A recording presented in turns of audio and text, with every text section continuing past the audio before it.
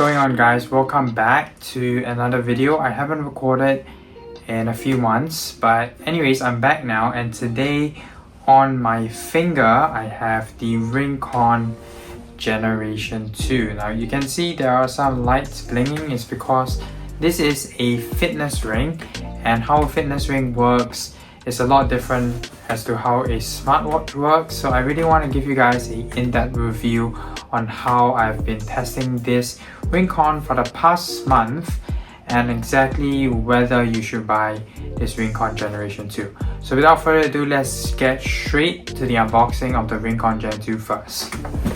Okay, so firstly in the box, you do get a very nice simple box similar to something like an Apple Watch.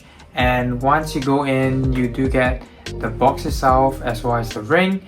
So in the box, you do get something very similar to something like a ring, and you put the ring basically in the box. And that's pretty much it. The box is like a charger. You can charge the ring.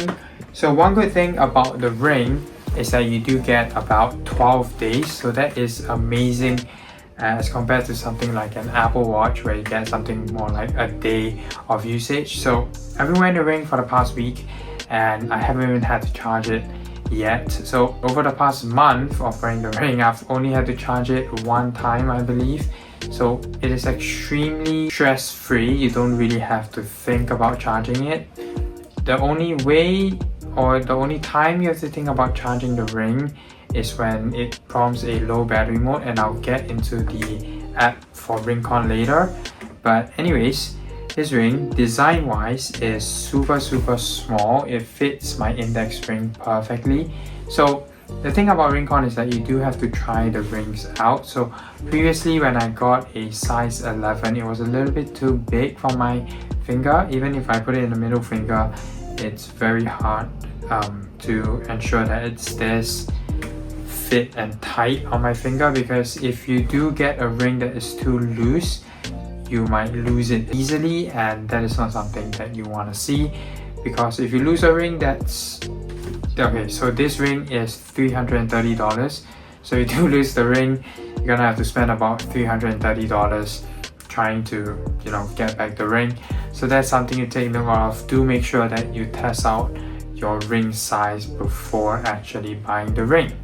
Okay, so with that aside, let's talk about the design of the ring. So this ring is actually titanium, so it's super lightweight. It weighs for about 2 to 3 grams, so it's super lightweight as compared to an Apple Watch, which is around, I believe, 200 grams. I can fact check it somewhere and put the grams on the screen right now. But either ways, this ring is super low profile. You can't really tell that it is a fitness ring. So most fitness rings like the Aura or the Ultra Human, it's quite a bit larger as compared to the Ringconn, even the Samsung ring as well. I think these rings are so much bigger as compared to the Ringconn. So the Ringconn, I believe, is one of the thinnest as well as one of the lightest rings currently out there. So if you do want to get yourself in the fitness tracker ring industry, then you should definitely check out the Ringconn. However, one thing to caveat is that if you're looking for a Apple Watch replacement, this is definitely not an Apple Watch replacement, and I'll explain why. So the first thing that the Ringconn does absolutely amazingly is the track step counter. So what it does is basically track your steps very well. So I have to wear it. I've been wearing it for about a month, and I would say it tracks about 5% more as compared to the Apple Watch. I don't know if the Apple Watch is a good indicator of what a step counter should be, but it does track about 5% more than the Apple Watch. I think that's fine, because honestly you just want to see how much roughly you get within a day. So the range isn't really too drastic when you stretch it out for the entire day. Like my Apple Watch can calculate maybe 10,000, and then the ring maybe gets it about 11,000 or somewhere thereabouts. So I don't think it's really too much of a difference to care, because this is so much bigger as compared to a ring, and you can wear traditional watches if you just want to track your steps. So that's amazing. It is a great step counter if you want to use the ring for step counting. Another thing that is great for is sleep tracking. So I do wear my ring to sleep, and you can see the data on the screen right now. It does give you accurate sleep information, even more accurate than the Apple Watch actually, and it does monitor and check whether you have sleep apnea. So sleep apnea is actually a sleep condition whereby you can't sleep really too well. It's a little bit similar to insomnia, but a little bit different. I'll put up the definition somewhere on the screen, but either ways, this ring can track sleep apnea. So if that's something that you potentially might face, then this ring is a good option to detect whether you have sleep apnea, which I do think is very important because sleep is extremely important. And another thing to note is that this ring doesn't actually do full-on fitness tracking, and this is where it differs compared to the Apple Watch. So with the Apple Watch, without your iPhone, you can actually do fitness tracking such as outdoor running, indoor running, cycling, and a lot other fitness workouts. However, with just the Ringconn ring, you cannot do any fitness tracking at all without your iPhone. So for example, you want to go for a run, let's say you just carry the ring. All it does is that it tracks your calories burned, it tracks your steps, and it tracks your heart rate. So that's about it. It does track your stress level based on your heart rate, so that is accurate.